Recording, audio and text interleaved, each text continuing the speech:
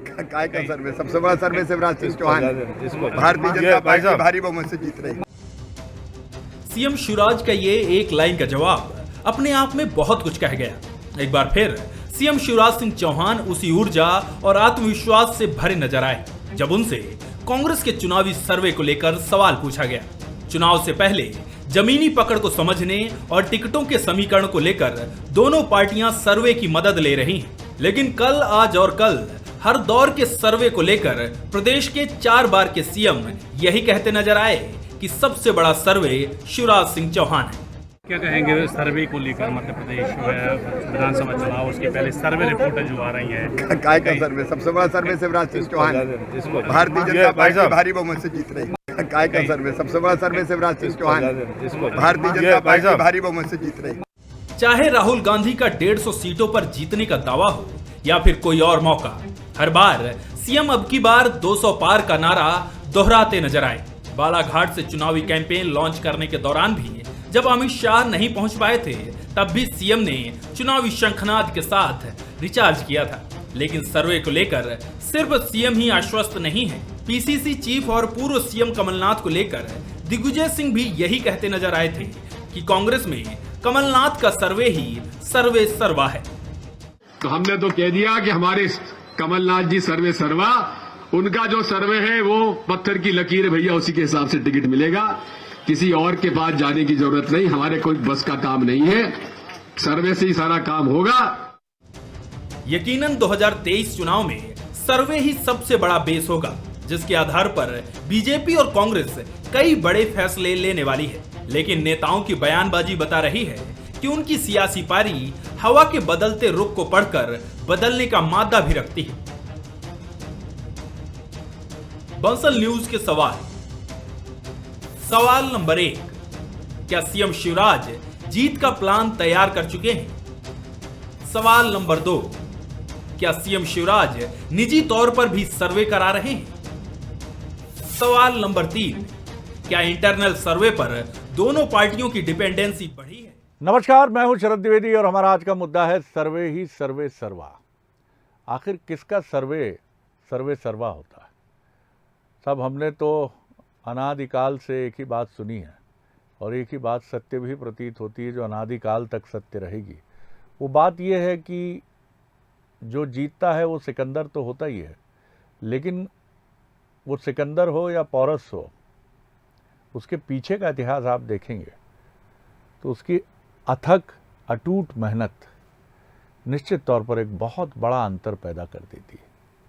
आप जितने चैंपियंस दुनिया के उठाकर देखेंगे आज की 2023 तक, इतिहास को आप खंगाल लीजिए, तो आप चैंपियंस की एक आदत पाएंगे कि वो अगल बगल नहीं देखते कि कौन किधर दौड़ रहा है। वो तो अपना लक्ष्य तय करते हैं और दौड़ लगा देते हैं। और मध्य प्रदेश के दोनों ही प्रतिद्वंद्वी राजनेता, सबसे पहले बात करेंगे शिवराज जी की, जिन्होंने बड़े आत्मविश्वास से कहा है कि काहे का सर्वे, शिवराज सिंह चौहान ही सबसे बड़ा सर्वे है, भारतीय जनता पार्टी बहुमत से सरकार बना रही। शिवराज जी की मेहनत को जो लोग समझते हैं वो जानते हैं कि उनकी मेहनत का स्तर क्या है।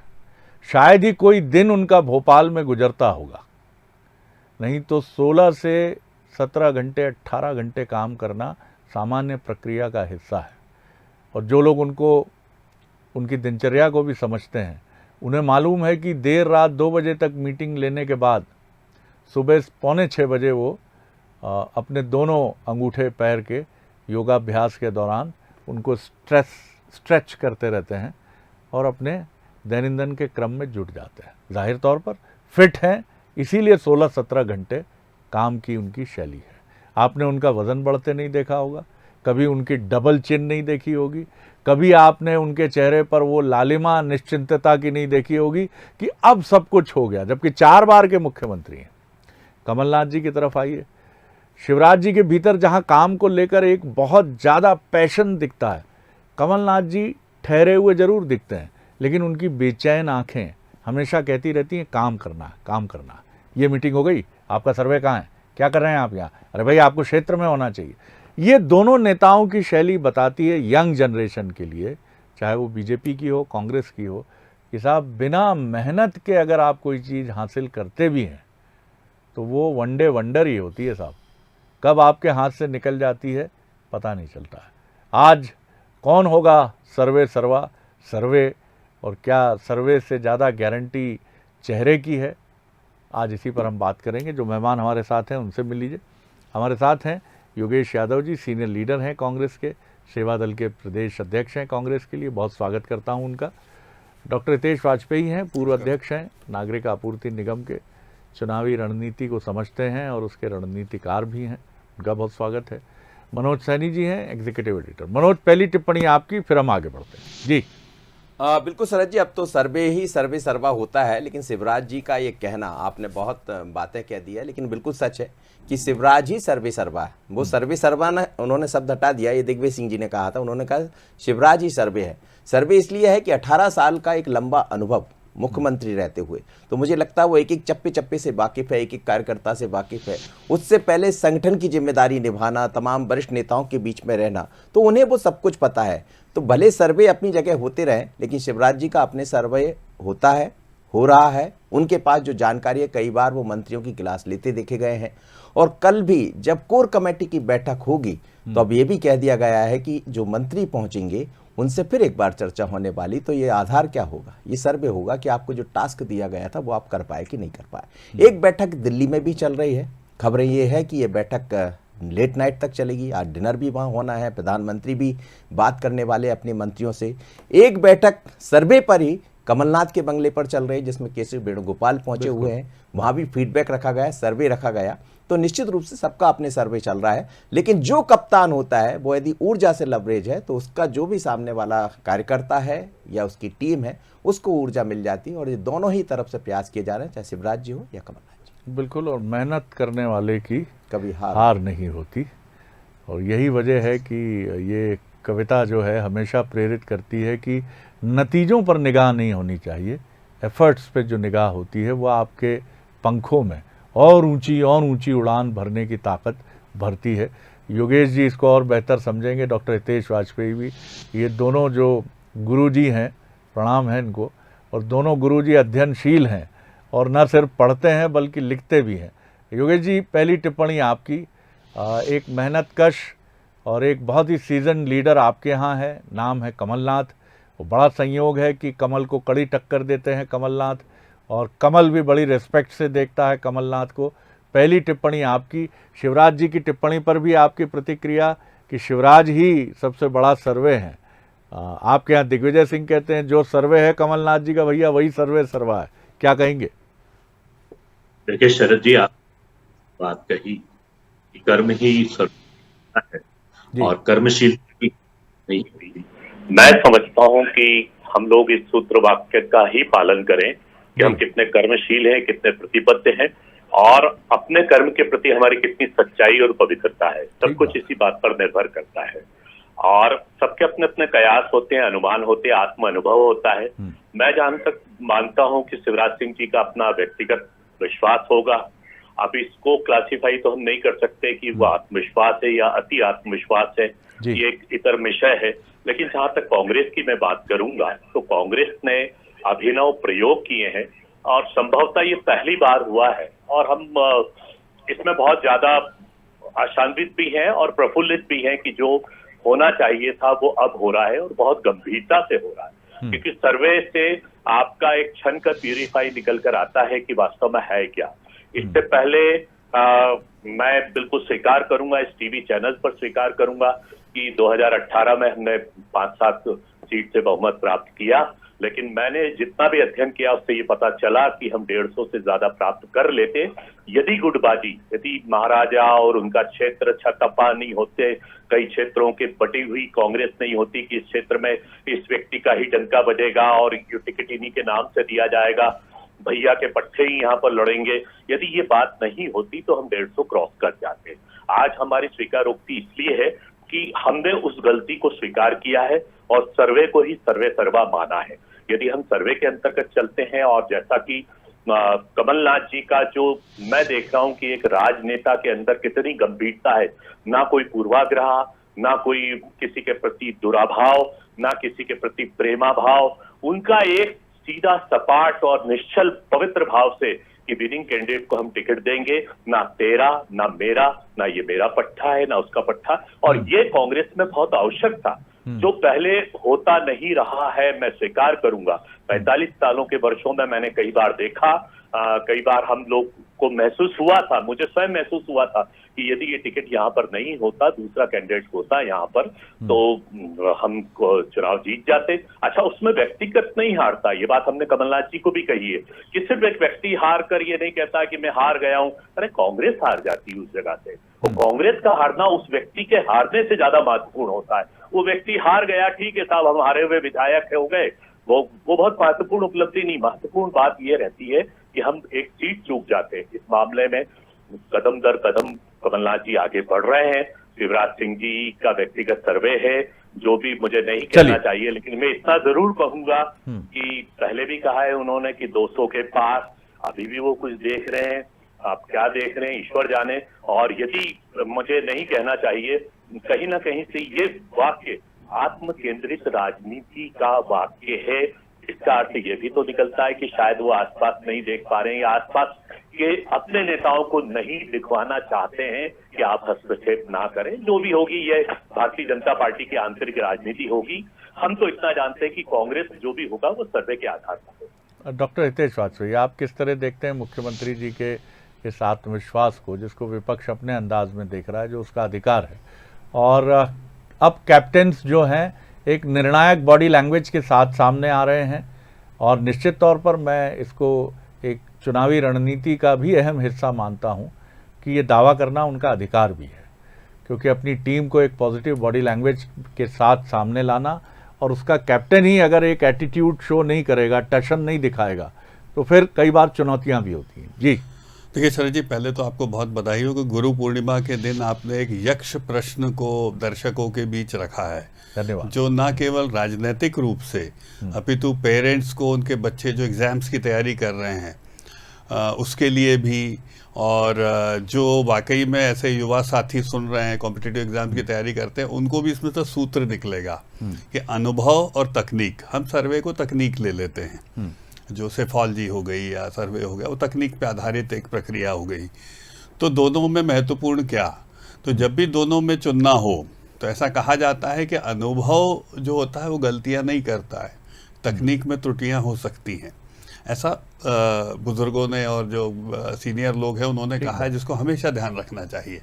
और इस कसौटी पर जब हम कसते हैं किसी भी परीक्षा को, चाहे वो नीट की हो, कॉम्पिटिटिव एग्जाम हो या फिर चुनाव हो, तो तकनीक का इस्तेमाल तो किया जाता है। हमको एग्जाम कैसे पास करना, अटेम्प्ट कैसे करना, समय का प्रबंधन कैसे करना, ये सब सिखाया जाता है। ये तकनीक होती है किसी परीक्षा को अटेम्प्ट करने की। पर किताबों से गुजरा हुआ अनुभव वो फेल नहीं होता है शरद जी। तो जो अनुभव होता है विषय का, तो इसी प्रकार राजनीतिक क्षेत्र में यदि हम देखें तो हमारे यहाँ हम देखें तो शिवराज सिंह चौहान हो गए, फिर नरेंद्र सिंह तोमर हो गए, कैलाश विजयवर्गीय हो गए, प्रहलाद पटेल हो गए, उमा भारती जी हो गई। सर इन लोगों का मतलब 20-25 साल से तो मैं ही देख रहा हूँ चुनावों का, इतना विराट अनुभव एक एक सीट का है, और हम हार जीत से हर चुनाव में गुजरते हुए हैं। तो मेरा पूर्ण विश्वास है कि अनुभव फेल नहीं होता है, और जब हम तकनीक की तरफ झुक जाते हैं तो कभी कभी त्रुटियां हो जाती हैं, जो 18 में हुई हमसे। फॉर्चुनेटली जैसा योगेश जी ने कहा कि उनके यहाँ और हमारे यहाँ नेतृत्व की एक खूबी है, जो दूसरा पॉइंट है कि मैं मानता हूँ कि कमलनाथ जी, चूंकि उन्होंने मध्य प्रदेश में कभी ग्राउंड की पॉलिटिक्स नहीं करी, तो उनका कोई गुट नहीं है। गुटी स्वभाव कांग्रेस का होने के बावजूद भी मोटा मोटा कहा जा सकता है।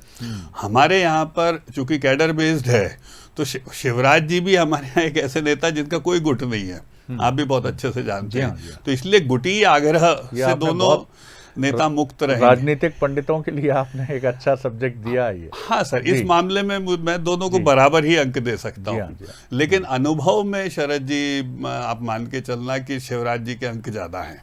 तो स्वाभाविक है, 20 साल से वो मुख्यमंत्री हैं, और लगातार 4 विधानसभा और 4 लोकसभा वो सीधे उनकी दृष्टि में लड़ाए गए हैं, उनके अंक आए हैं, लोगों को टिकट दिए गए हैं, टिकट लेने की प्रक्रिया उनके सामने से गुजरी है।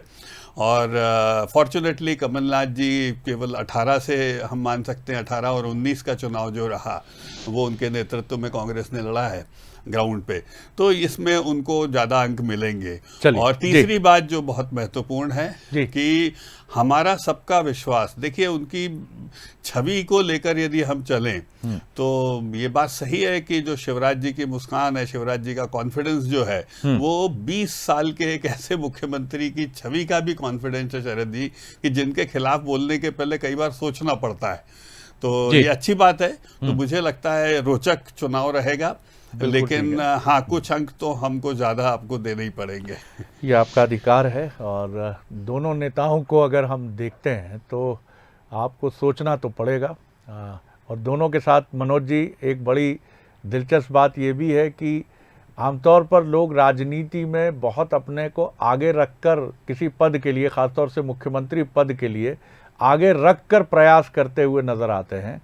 लेकिन शिवराज जी सो रहे थे दिल्ली में जब 2005 में उनका नाम टेलीविज़न स्क्रीन के स्क्रॉल में चमका कि भोपाल में हुई बैठक में मुख्यमंत्री पद के नाम के लिए सहमति बनी है शिवराज सिंह चौहान पर, तो उन्हें जगाकर बताया गया कि साहब आप मुख्यमंत्री होने जा रहे हैं।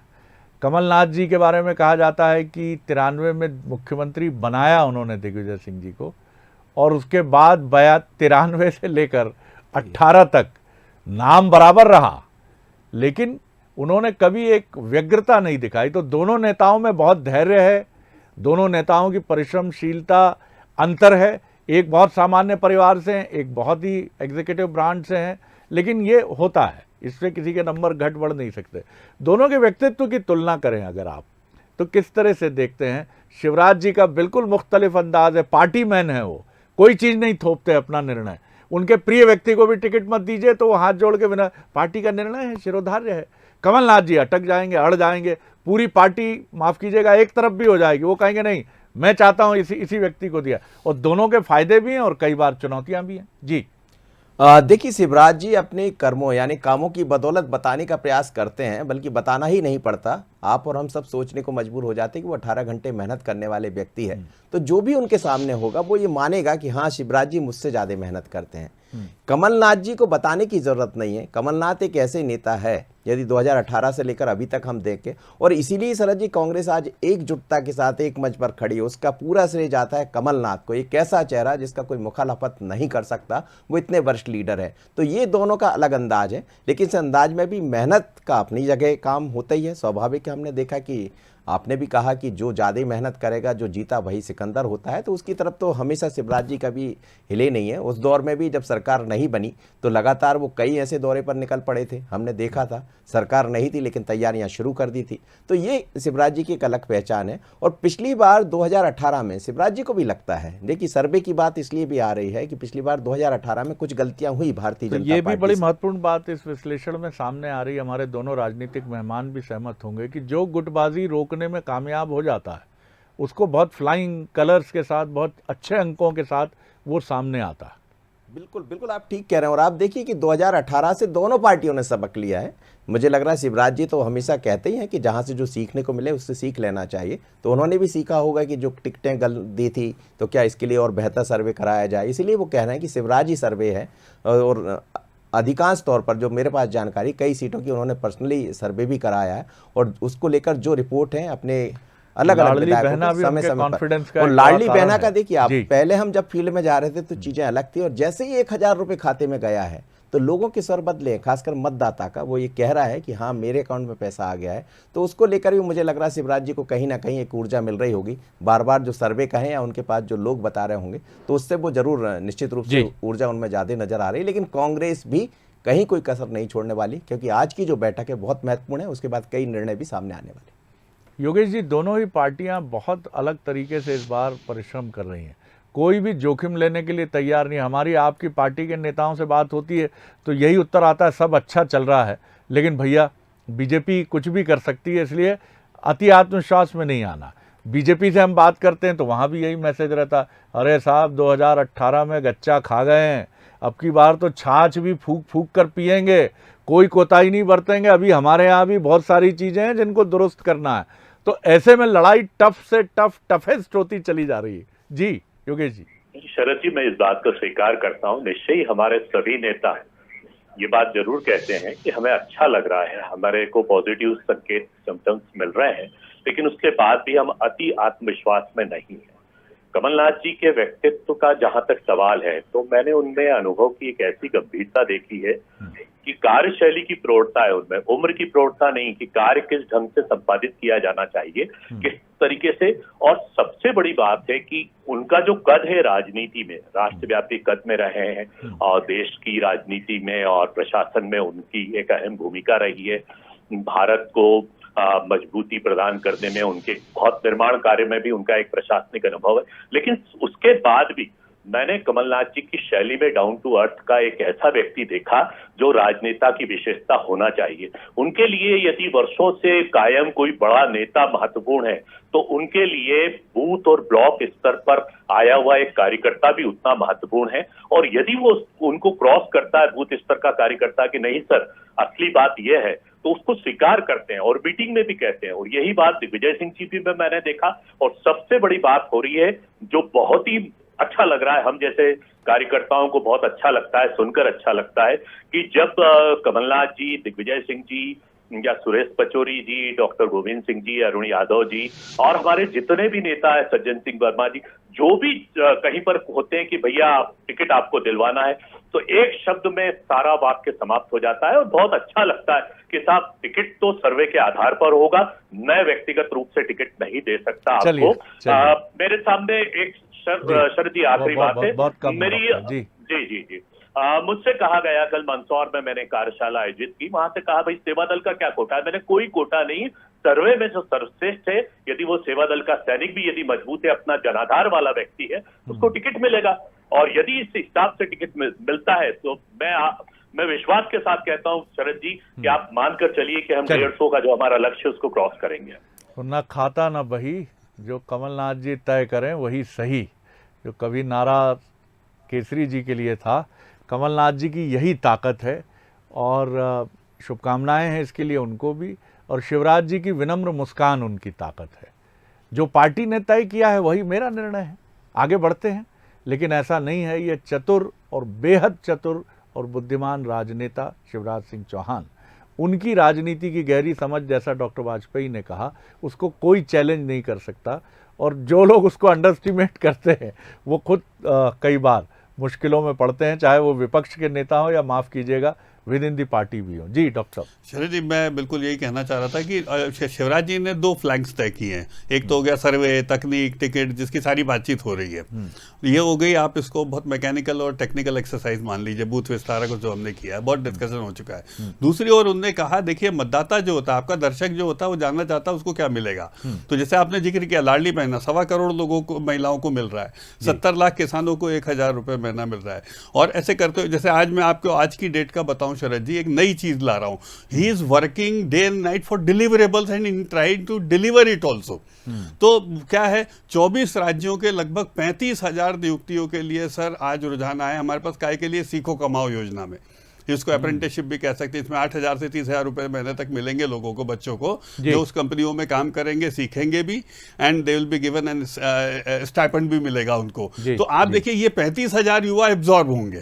तो वो लगातार, उनका अनुभव ये कहता है, बहुत पॉइंटेड बात मैं कहने जा रहा हूँ शरद जी, कि डिलीवरेबल्स पर मुझे आखिरी मोमेंट तक, आखिरी घंटे तक काम करना है, जब तक आचार संहिता नहीं लग जाएगी, उस पर मैं समझौता नहीं करूंगा।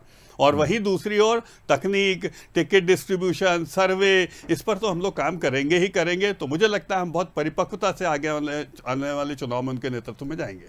चलिए, रक्षाबंधन पर जो दिखाई देने वाला है वो भी बड़ा दिलचस्प होगा। बिल्कुल दिलचस्प होगा। लेकिन इस बार दोनों संविदा कल्चर, हाँ, उसकी तैयारी आपने सुनी होगी सर। दिग्विजय सिंह जी ने शुरू किया था, शिवराज जी उसको समाप्त करेंगे, क्योंकि कई प्रश्न खड़े हुए हैं उस कल्चर। लेकिन मध्य प्रदेश की जनता भी इस बार चुने अपनी मर्जी की सरकार, लेकिन बेहतरीन तरीके से चुने और बहुमत से चुने, गुणवत्ता के आधार। जी हाँ, क्योंकि महाराष्ट्र का घटनाक्रम डराता है, 2018 का मध्य प्रदेश का घटनाक्रम चिंतित करता है। सरकारें बन जाती हैं, लेकिन उनकी सेहत दुरुस्त रहे और 5 साल वो अपनी नीतियों को लेकर दमदारी से चलें, ऐसी सरकार चुनकर देने की एक सोच जनता के मन में बड़ी मजबूती से होनी चाहिए। और इसके लिए राजनीतिक दलों को भी जमकर पसीना बहाना चाहिए, जिससे कोई दुविधा न रहे जनता के मन में कि हमारा दिल तो इसी पार्टी के साथ खड़ा है। बहुत शुभकामनाएं आप दोनों को। बहुत धन्यवाद योगेश जी, धन्यवाद डॉक्टर हितेश वाजपेयी, धन्यवाद मनोज जी। आगे देखिए छत्तीसगढ़ आज का मुद्दा, सत्ता की सीढ़ी रेवड़ी। नमस्कार।